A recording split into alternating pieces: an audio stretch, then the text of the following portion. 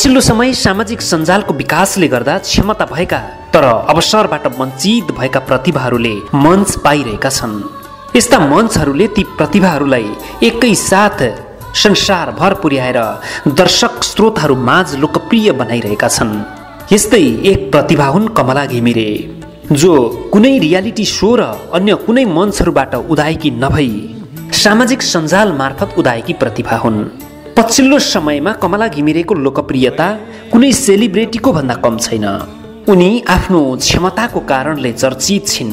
यही चर्चा र उनको प्रतिभाले गर्दा उनी विभिन्न देश विदेशहरूका कार्यक्रमहरूमा गइरहन्छन्। उनी व्यावसायिक रूपमै लोकदोहोरी विधामा स्थापित हुने क्रममा रहेकी छिन् भने उनी प्रचुर सम्भावनायुक्त बाल कलाकार हुन्। गाउँघरका विभिन्न कार्यहरू र विद्यालयका विभिन्न कार्यक्रमहरूमा दोहोरी भाका गाउने कमला घिमिरेलाई प्रथम पटक गायक अमृत सापकोटाले फेसबुक मार्फत सार्वजनिक गरेका थिए। गायक अमृत सापकोटासँग गलबन्दी च्यातियो लोकदोहोरी भाका गाउँदै गरेको उक्त भिडियो भाइरल बनेको थियो। त्यसपछि आम दर्शकहरूको खोजीको पात्र बनेकी उनलाई विभिन्न अनलाइन पत्रकारहरूले खोजी गरेर उनीबारे विस्तृत तथ्यहरू बाहिर ल्याएका थिए। त्यससँगै आम दर्शकहरूमाझ छाएकी उनको लोकप्रियता अझैसम्म पनि यथावत रहेको छ। नवकलाकारहरूका लागि एउटा दृष्टान्त बनेकी छिन् उनी। हरेक विषय र प्रसङ्गमा कुनै दोहोरीको भाकाको लय समातेर सवाल जवाफ गर्ने क्षमता रहेकी कमला दोहोरी गाउन जुन सुकै भाकाहरूमा सिपालु छिन् भने आफूभन्दा अग्रजहरूसँग पनि निर्धक्कसँग गाउन सक्छिन्। जति प्रखर रूपमा गाउने क्षमता राख्छिन्, बोल्ने विषयहरूमा पनि माहिर छिन्। उनको यही क्षमता दर्शक श्रोताहरूले अत्याधिक रुचाइरहेका छन्। अहिले उनको जुन चर्चा र ख्याति छ, पछिसम्म यसको साखलाई बचाइराख्न पो सक्दिनन् कि भनेर कमलाकी आमा देवकी घिमिरेलाई बेला बेला चिन्ताले सताउने गर्छ। त्यसैले पछिल्लो समय उनी मिडियासँगको सम्पर्कमा कम रहेर पढाइसँगै साधनालाई अघि बढाउन छोरीलाई प्रेरित गरिरहेकी छिन्। तर मिडिया कर्मीहरू भने यस्तो व्यवहारलाई कमला घिमिरे र उनको परिवारको घमण्डीपनको संज्ञा दिँदै आलोचना पनि गरिरहेका छन्। त्यसो त स्वयं कमला पनि मिडियाहरूप्रति पहिले जस्तो सकारात्मक छैनन्। उनको विचारमा केही मिडियाहरूले उनको परिवारको प्रतिष्ठासँग जोडेर नितान्त व्यक्तिगत कुराहरू बाहिर प्रचार गरेकोमा उनको गुनासो छ। हुन पनि पछिल्लो समयका केही मिडियाहरू पनि व्यक्तिको प्रतिष्ठालाई ख्याल नगरी आफ्नो चटनीलाई मात्र ध्यान दिने गरिरहेका पनि छन्। त्यसकै दोभान्तीमी म बाँच्ने आधार। लोकगीतहरू लोकभाकाहरू हाम्रा मौलिक सम्पदाहरू हुन्, जसको प्रयोग मानव जीवनको दैनिक क्रियाकलाप र संस्कार संस्कृतिहरूमा पनि गर्छौं। चाहे मेलापात र गोठालो जाँदा मनोरञ्जनको लागि गाइने भाकाहरू हुन्, चाहे विवाह संस्कार र मृत्यु संस्कारमा गाइने लोक भाकाहरू नै किन नहुन्। हामीले हाम्रा लोक भाकाहरूलाई हजारौं वर्षदेखि यसरी मानवीय क्रियाकलाप र संस्कारहरूसँग जोडेर ल्याइरहेका छौं। तर विडम्बना नै मान्नुपर्छ, आधुनिकताको नाममा हामीले हाम्रा संस्कार संस्कृति र यस्ता भाकाहरू बिस्तारै बेवास्ता गर्दै गइरहेका छौं, जसको परिणाम हाम्रा मौलिक गीत सङ्गीत बिस्तारै लोप हुँदै गइरहेका छन्। तर यति हुँदाहुँदै पनि कमला घिमिरे जस्ता सबैभन्दा पछिल्ला पुस्ताहरूले पनि हाम्रो लोक भाकाहरूप्रति देखाएको लगावले हामीलाई निराश हुन दिँदैन। उनी यही लोक भाकाको क्षेत्रमा लागेर लोक भाकाहरूको विकास र संरक्षणमा योगदान गर्ने सपना देख्छिन्, जुन निकै उत्साहजनक र प्रशंसा गर्न लायक छ। यही लोक भाकाप्रति देखाएको प्रेमकै कारण उनी यति सानो उमेरमै पनि यति धेरै सम्मानित छिन्। उनलाई लोक भाकाकै क्षेत्रमा काम गरिरहेका स्रष्टाहरूले भोलिको लोकगीत क्षेत्रका सम्पत्तिको रूपमा समेत लिन थालिसकेका छन्। उनको उमेर र उनीभित्र निहित प्रतिभाको अध्ययन गर्दा विभिन्न अग्रजहरूले उनको विषयमा गरेको प्रशंसा अतिशय लाग्दैन। तिमी फूल भएर फुल्नु म भुनभुन आउँछु।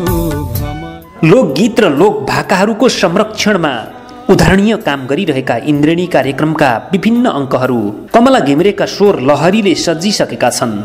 उनले उक्त कार्यक्रमका विभिन्न भाकाहरूमा लोकगीत क्षेत्रका कहलिएका कलाकारहरू राजु परियार, बद्री पङ्गेनी, मिलन लामा जस्ता सर्जकहरूसँग दोहोरी गाएर आफ्नो क्षमताको चिनारी दिइसकेकी छिन्। 4 वर्षको उमेरमै कमलाले आफ्नो सम्भावनाको सङ्केत गरिसकेकी थिइन्। रेडियोबाट गीत बजे उनी टपक्कै टिपेर तोते बोलीमै गुनगुनाउने प्रयत्न गर्थिन्। तर छोरी पछि गएर यस क्षेत्रमा लागेर यति चर्चित हुन्छन् भन्ने नलागेको उनकी आमा देवकी घिमिरे बताउँछिन्। कमला घिमिरे लोक भाकाहरूमा पोख्त छिन्, तर यसको मतलब उनी भ्रष्टाइल छैनन्। उनलाई लोक भाकाको अलावा राष्ट्रगान सयौं थुङ्गा फुलका हामी मात्रै गाउन आउँछ। उनलाई अन्य विधाका गीतहरूप्रति उस्तो साह्रो चासो पनि छैन। आफ्ना भावना पोख्न उनलाई लोक भाकाहरूमै कर पर्छ अथवा सजिलो हुन्छ। राजकी म बहार बन्छु। 5 वर्ष चाहिँ सम्पर्कविहीन हुनुभयो होइन। अनि त्यस पछाडि अनि श्रीमती लिएर आउनुभयो। श्रीमती कति भने 50 वर्ष जतिको।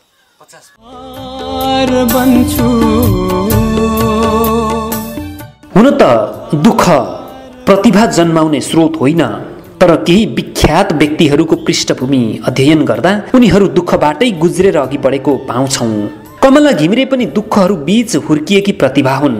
कमला घिमिरे जन्मिएको केही वर्षमै उनका बुबा कल्याण घिमिरे घरबाट जानकारी नदिई बेपत्ता भए। कहाँ गए, कहाँ छन्, परिवारमा चिन्ता हुन्थ्यो, तर कुनै जानकारी वा खबरसम्म थिएन। एक्ली आमाले बनिबुतो गरेर कमलालाई लालन पालन गरेर हुर्काइन्। कमजोर आर्थिक अवस्था भएकाले सानो आवश्यकताहरू पूरा गर्न पनि गाह्रो हुन्थ्यो। त्यही माथि घरको मूली व्यक्ति नभएपछि गाउँलेहरूले उनीहरूमाथि गर्ने हेफा प्रवृत्तिले झन दुःखको घाउमाथि नुनचुकको काम गर्थ्यो। गाउँलेहरू उनकी आमालाई बोक्सी भन्दै उपेक्षा समेत गर्थे। यसरी सङ्घर्षपूर्ण जीवनका पहेँली खोलिरहँदा रसाएका आमाका आँसुहरू पुस्दै कमला गीतबाटै सान्त्वना दिन्छन्। सानैदेखि हुर्किए म काखमा, नरौ आमा म छुनी साथमा, चौतारीको बर पिपलुको भर, छैन परपर मलाई माया गर। यसरी विषमपूर्ण 5 वर्षपछि कमलाको बुबा घर त फर्किए, तर खुसी र उत्साह नभई थप समस्या साथैमा ल्याएर फर्किए। कान्छी श्रीमती सहित फर्किएका उनी पुनः दाङको बेसीमै परिवारलाई छोडेर उनी काठमाडौँ हानिए। यसरी पुनः सम्पर्क विहीन बनेका कमलाको बुबालाई सानी कमलाकै स्वर लहरीले तानेर काठमाडौँबाट घर ल्यायो भन्दा असान्दर्भिक हुँदैन। घर परिवारको जिम्मेवारीबाट पन्सिएर बाहिरै बसिरहेका उनका बुबा कल्याण घिमिरे छोरीको चर्चा र सफलता देखेर लोभले वा पश्चातापले हो घर फर्किए। आज उनीहरूको पारिवारिक स्थिति पनि सहजतापूर्वक चलिरहेको छ। विभाजित भएको परिवारलाई जोड्नुमा कमलाको स्वरको जादुले काम गरेको छ। यसलाई हामी कमलाको सिर्जना शक्तिको रूपमा पनि लिन सक्छौँ। कमलाको बुबालाई विगतको भूलहरूप्रति आत्मग्लानि पक्कै भएको हुँदो हो। उनलाई सामाजिक रूपमा व्यक्त गर्न जरुरी नलागेको हुन सक्छ, तर छोरीको प्रतिभाप्रति गर्व चाहिँ उनी सार्वजनिक रूपमै गर्छन्। कमला जस्तो छोरीको बाउ हुन पाएकोमा गर्व लाग्छ। साथै उनका बुबाको चाहना छ छोरीलाई सङ्गीतको औपचारिक ज्ञान दिएर अघि बढाउने। आफ्ना बुबाप्रति नकारात्मक टिप्पणी गरेको कमला घिमिरेलाई राम्रो लाग्दैन। त्यसैले उनी सम्पूर्ण दर्शक श्रोताहरूलाई आफ्नो बुबाप्रति नकारात्मक टिप्पणी नगरिदिनु हुन आग्रह गर्छिन्।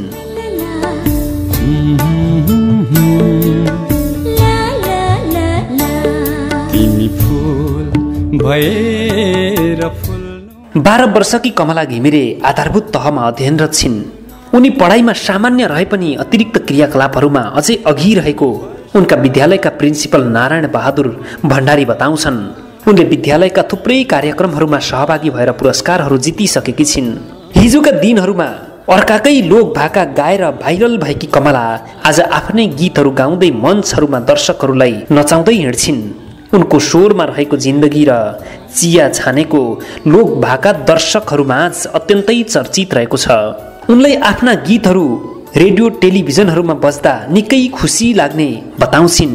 भन्छिन्, हिजो म अरूका गीतहरू गाउँथेँ, आज मेरा गीतहरू अरूले गाउँदा खुसी लाग्छ।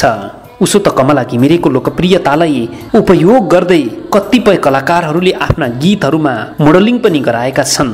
मोडलिङको अनुभव बाँड्दै भन्छिन्, गाउन भन्दा त नाच्न सजिलो हुँदो रहेछ।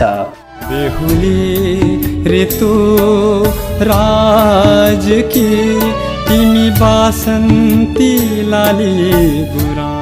सिर्जना भन्ने कुरा साधनासँगै परिमार्जन हुँदै जाने हो। यसको प्रत्यक्ष अनुभव कमलाले पनि गरेकी छिन्। उनको बुझाइमा उनमा पहिले भन्दा धेरै सकारात्मक परिवर्तनहरू आएका छन्। उनी भन्छन्, पहिला पहिला मैले गाएका गीतहरू हेर्दा लाज लाग्छ, अहिले गाएकै गीतहरू राम्रो लाग्छ। स्वयं कमला घिमिरे पनि आफूले आर्जन गरेको चर्चादेखि दङ्ग छिन्। उनले सोचेकै थिएनन् यति चर्चित हुन्छु भनेर। कमला घिमिरेको चर्चासँगै पछिल्लो समय उनको विषयलाई लिएर केही विवादहरू पनि सतहमा आए।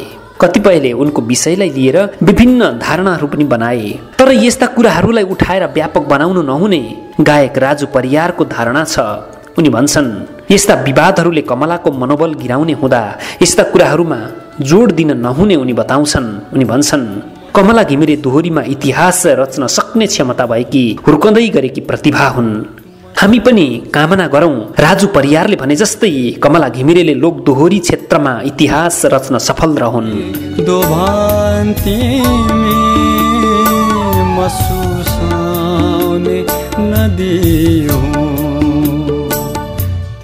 आदरणीय दर्शकवृन्द, हामीले लोक दोहोरी गीतहरू गाएर सानो उमेरमै अत्यन्तै चर्चा कमाउन सफल रहेकी कमला घिमिरेको बारेमा सामग्री बनाएर तपाईँहरूलाई प्रस्तुत गर्यौं।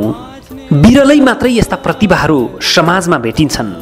यस्ता प्रतिभाहरू सकेसम्म गाउँका पनि कुनामा र मूलधारमा आउन नसक्ने अवस्थामा रहेका हुन्छन्। कतिपय यस्ता शक्तिशाली प्रतिभाहरू बाहिर आउन नपाइसकिन्छन्, अर्थात् समयले बाटो मोडेर अन्तै पुर्याउँछ। तर कमला घिमिरेलाई समयमै मूलधारमा ल्याउन सफल भएकोमा इन्द्रेणी कार्यक्रमलाई हामी धेरै धेरै धन्यवाद दिन्छौँ। विशेष गरेर इन्द्रेणी कार्यक्रमले कमला घिमिरेलाई माथि उठ्नमा निकै ठुलो टेवा पुर्याएको छ। कमला घिमिरे एउटा विशेष प्रतिभा हुन्। हामी उनलाई शुभकामना दिन्छौँ। जिन्दगीमा कहिले पनि निरुत्साहित नभई उत्साहित भएर उच्च मनोबलका साथ आफ्नो काममा मात्रै लागिरहनका लागि हामी कमला घिमिरेलाई पनि अनुरोध गर्छौँ। आदरणीय दर्शकवृन्द, कमला घिमिरे सम्बन्धी यो सामग्री हेरिसकेपछि तपाईँहरूलाई कस्तो लाग्यो? आफ्नो स्वतन्त्र प्रतिक्रिया राखिदिनु हुनका लागि विनम्र अनुरोध गर्दछौँ। यो भिडियोलाई मन परेको खण्डमा लाइक, कमेन्ट र सेयर गरिदिनु हुन समेत विनम्र अनुरोध गर्दछौँ। यो भिडियोलाई अन्तिमसम्म हेरिदिनु भएकोमा तपाईँहरूलाई धेरै धेरै धन्यवाद। हवस् त, नमस्कार। भएर फुल्नु म भुनभुन आउँछु भमरा, तिमी वर्षाद ऋतु बना।